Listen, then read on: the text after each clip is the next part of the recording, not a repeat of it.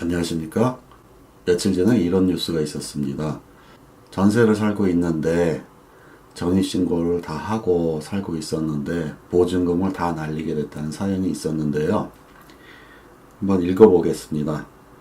전입신고날 근저당권 집주인 보증금 1억 날릴 위기의 눈물만 이라고 제목이 되어 있고요. 내용을 보면 전세보증금 1억 원을 날리게 된 부부의 사연입니다. 전세로 집을 얻어 이사하고 전입신고를 했는데도 이렇게 됐습니다. 전입신고한 날 집주인이 근저당을 설정했는데 근저당 효력은 바로 즉시, 전입신고 효력은 그 다음날 생기게 된 제도 때문입니다. 시청자의 억울한 사연을 듣는 코너 못 참겠다에서 취재했습니다. 세입자 얘기예요.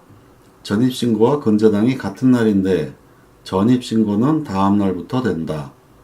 대항력 발생이 다음 날부터 된다는 얘기죠.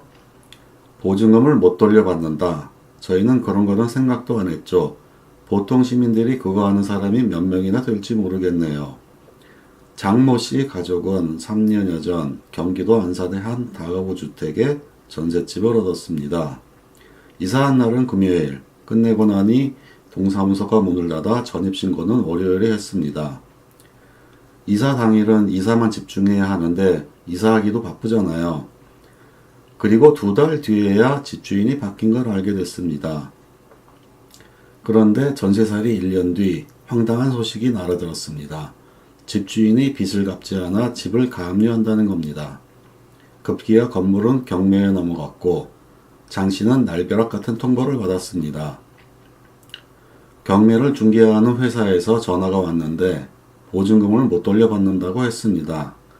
알고 보니 장 씨가 전입신고를 한 바로 그날 집주인이 바뀌었고 새 집주인은 곧바로 집을 담보로 3억 원 가까운 근저당을 설정한 겁니다.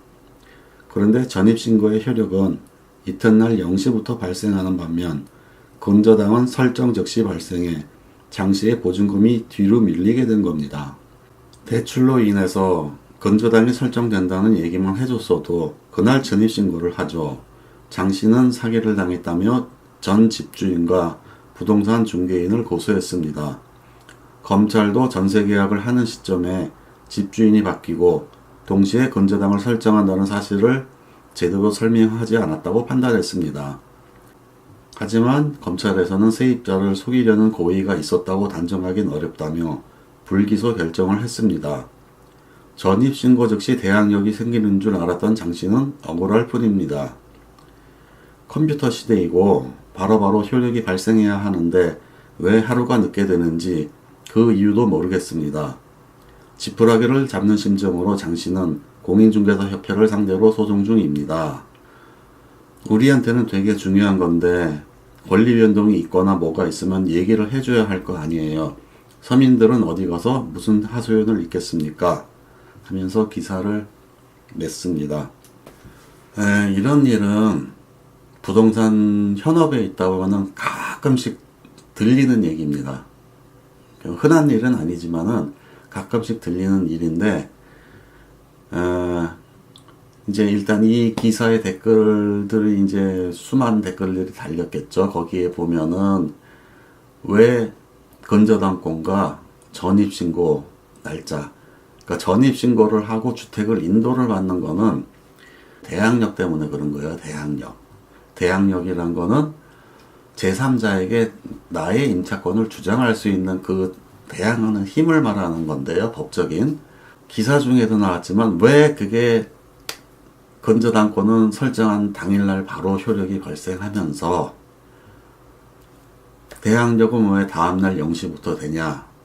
요 부분에 대해서는 일반인분들뿐 아니라 공인중개사조차도 왜 그런지 이유를 모르는 사람이 아마 많을 거라고 생각합니다. 제가 이 부분에 대해서 알려드릴게요. 왜 근저당권 같은 권리의 설정은 설정한 날 바로 효력이 발생하는 반면에 대항력뿐 아니라 이제 확정일자 받는 거 있잖아요. 확정일자. 그것도 마찬가지로 다음날 0시부터 발생을 해요. 왜 그런가 하면은 이에 대해서 대법원에 판례가 있습니다. 1997년 대법원 판례에 보면은 주택임대차보호법 제3조 1항에서 인도와 주민등록을 갖춘 다음 날부터 대항력이 발생한다고 규정한 것은 인도나 주민등록이 등기와 달리 간이한 공시방법이어서 인도 및 주민등록과 제3자 명의의 등기가 같은 날 이루어진 경우에 그 선후관계를 밝혀 선순위 권리자를 정하는 것이 사실상 곤란한 데다가 제3자가 인도와 주민등록을 마친 임차인이 없음을 확인하고 등기까지 격려하였음에도 그 후 같은 날 임차인이 인도와 주민등록을 마침으로 인하여 입을 수 있는 불특의 피해를 방지하기 위해서 임차인보다 등기를 격려한 권리자를 우선시키고자 하는 취지라고 판시를 하고 있어요. 그럼 무슨 얘기냐면은, 그러니까 전입신고는 등기를 하는 건 아니잖아요. 그러니까 등기를 대신하는 등기의 효력을 갖는 것일 뿐이고, 피해자 사례처럼 같은 날 등기를 하는 이제 권리 설정을 한 경우와 딱 부딪히죠. 이게 지금 이 사례, 이 판례의 사례와 같이 같은 날 근저당권을 설정한 것과 이제 전입신고를 한 게 충돌을 할 경우에 그 선후를 가리기 위해서 다음날 효력을 발생하는 거라고 판시를 하고 있어요. 이런 이유로 다음날 0시부터 효력이 발생하는 겁니다. 그런데 조금 안타까운 것은 이 피해 사례자분께서 금요일날 이사를 했는데 다음 주 월요일날 했다고 했죠. 이사하느라 바빠갖고 동사무소가 문을 닫았다고 해서요. 제가 이제 현업에 있을 때 늘상 강조하던 게 바로 요 부분이에요. 이사를 하는 날 반드시 전입신고와 확정일자 받으라고. 무슨 일이 있어도 잔금 치르자마자 이삿짐 풀 생각하지 말고 이삿짐 빨리 집 안으로 들여놨으면은 바로 동사무소 달려가가지고 전입신고하고 확정일자 받으라고 했어요. 그러니까 그렇게 얘기한 이유가 바로 이런 거를 막기 위해서 그런 거고요. 그러면은 또 많은 댓글들에서 이제 막 성토하고 있는 것 중에 하나가 주택임대차 보호법을 봐도 그렇고 또 이에 관한 대법원의 판례를 봐도 그렇고 그럼 같은 날 건저당권이나 전입신고가 이루어졌을 때 무조건 그러면은 임차인은 지는 거 아니냐, 그럼 당하고 살란 얘기 아니냐, 이렇게 생각할 수밖에 없겠죠. 그러나 이거를 피할 수 있는 방법이 있습니다. 이에 대해서는 제가 이미 몇 년 전에 시즌 1에서 부동산 계약서 특약이라는 편에서 이미 한번 다뤄드린 바 있는데요. 그러니까 계약서 쓰기 전에 등기부등본 떼어서 확인을 하죠. 그런 다음에 이한주를 넣는 겁니다. 이제 내가 이사 가려는 집이 대출이나 이런 게 하나도 없는 경우가 있고 또 얼마가 있는 경우가 있을 수 있고 그렇잖아요. 근데 뭐 대출이 없으면은 굉장히 좋은 거고 대출이 어느 정도 있어도 뭐 그 정도 대출이면 내가 감수를 하고 들어가겠다 결정을 하겠죠. 그러니까 계약서를 쓰겠죠. 그러면은 이한주를 넣는 겁니다. 그러니까 대출이 없는 집일 경우에는 계약일 현재 등기사항 전부증명서상, 등기사항 전부증명서는 등기부등본을 말해요.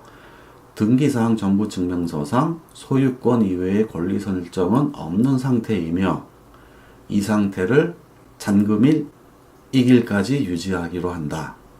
또는 대출이 얼마가 있으면 계약일 현재 등기사항 전부증명서상에 근저당권, 채권 최고액, 금 얼마가 설정되어 있는 상태이며 이 상태를 잔금일 2일까지 유지하기로 한다. 이렇게 잔금일 다음 날까지 계약일 현재 등기부 등본상에 있는 상태를 잔금일 다음 날까지 유지하기로 한다라는 문구 하나만 넣으면 돼요. 또는 이렇게 할 수가 있죠. 잔금일이 토요일이나 일요일인 경우가 있어요. 토요일이나 일요일인 경우에는 현 상태를 잔금일 다음날까지 한다라기보다는 특정한 날짜를 적는 거예요. 만약에 오늘이 토요일인데 오늘이 19일이에요. 그러면은 월요일 날까지 유지하려면은 21일. 그 현 상태를 2019년 모월 모일까지 유지하기로 한다. 요렇게 넣을 수도 있어요. 그러나 이거를 공인중개사가 넣어주기를 바라시면 안 됩니다. 왜냐하면은 공인중개사는 대부분 집주인 편이에요. 그리고 공인중개사도 공인중개사 개개인의 경향이 있기 때문에 그러니까 뭐 임대인이나 임차인 둘 다 공정하게 이렇게 서로가 피해 안 갈 수 있게 그렇게 계약서를 쓰는데 신경을 써주는 공인중개사도 물론 있겠습니다만은 대부분의 공인중개사는 임대인 편이에요. 만약에 이런 조항을 넣었다고 쳐요. 공인중개사가 알아서 그 잔금일날 대출을 받으려고 그럴 수도 있잖아요. 그렇게 해가지고 잔금 치르고 은행 가가지고 대출 받으려고 하는데 은행에서 그 세입자 현황 좀 보려고 임대차 계약서 갖고 오라고 할 수 있단 말이에요. 그래서 그걸 딱 봤는데 그 조항을 은행원이 딱 발견하면은 이제 그거 갖고 대출이 안 나올 수가 있거든요. 은행은 습성상 그 채권 순위를 항상 최선 순위에 두려고 해요. 그래서 살고 있는 세입자한테 잠깐 저 주민등록증 옮겨달라고 하는 이유도 은행에서 시켜서 그러는 거예요. 은행이 채권 순위 1순위로 하려고. 주민등록을 빼는 거는 대항력을 상실하는 거거든요. 얘기가 좀 잠깐 다른 데로 샜는데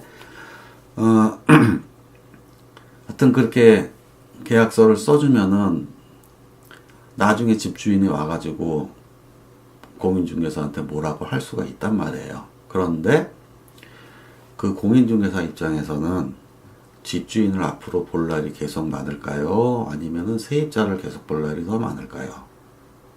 집주인을 계속 볼 날이 더 많겠죠. 만약에 이런 계약서를 써줬다가 한번 이런 거를 당한 집주인이 다시 그 집에다가 그 공인중개사한테 중개메모를 내놓겠습니까? 좀 내놓기 싫을 거예요. 그런 이유로 공인중개사가 이런 계약서를 써주는 거를 바라는 거는 조금 어려운 일이에요. 그래서 여러분들이, 이 방송을 듣는 여러분들이 이 지금 제가 말씀드린 사항을 기억해 뒀다가 나중에 계약서를 쓸 경우가 생길 경우에 공인중개사한테 이 조항 하나 넣어주세요 하고 이렇게 얘기를 드리면은 아마 넣어드릴 거예요. 그런데 그것도 어느 중개사는 바로 무슨 뜻인지 알아채고 아이 그거 넣으나 안 넣으나 똑같아요 라고 할 수도 있어요. 그런데 안 그래요. 왜 안 그러냐면은 잔금일 다음 날까지 계약일 당시의 상태를 유지하기로 했는데 만약에 그날 대출을 받았단 말이에요. 받은 사실이 있다고 치자고요. 집주인이. 그럼 그 계약 위반이에요. 그래서 계약 위반을 이유로 임대차를 파기하고 그럴 수 있는 근거가 되는 거예요. 그러니까 뭐 계약을 파기하고 임대차를 무효로 할지 안 할지는 그거는 이제 세입자의 선택이지만 아무튼 사정을 보호하니까 집주인이 뭐 돈도 없고 갭투자자 요즘 많잖아요. 그 깡통 갭투자자들 뭐 깡통 전세 오늘도 뉴스에 많이 나왔더라고. 그런 사람일 경우에는 불안하잖아요. 그러면은 임대차를 무효로 하고 뭐 바로 소송을 한다든지 어떻게 움직일 수 있는 운신의 여력이 생기는데 만약에 이 뉴스 사례의 피해자처럼 모르고 있다가 갑자기 경매에 그냥 쾅 당하면은 그건 뭐 어떻게 뭐 움직일 수 있는 방법이 없잖아요. 그래서 제 지금 방송을 들으신 분들은 그 중에 전월세 사시는 분들은 제가 말씀드린 문구 하나 딱 기억해 두셨다가 다음에 계약서 쓸 일이 있을 때 꼭 넣어서 만약에 있을지 모르는 그런 불행한 사태에 대비하시는 슬기로운 계약서를 쓰시기를 바랍니다. 그리고 이에 대해서 좀 더 자세하게 알고 싶으신 분은 시즌1에서 했던 부동산 계약서 특약편을 한번 보시고, 또 만약에 이 피해자처럼 집이 경매를 넘어간다던가 그런 일이 생겼을 때 어떻게 되는가, 이것에 대해서 이제 알고 싶으신 분들은 또 제가 시즌1에 경매 시 말소 기준 권리에 관한 내용을 자세하게 설명을 드린 바가 있습니다. 그 두 편을 참고하시면은 앉아서만 피해를 보는 일은 최소한은 방지할 수 있으리라 생각을 하고요. 오늘 방송은 여기에서 마치겠습니다.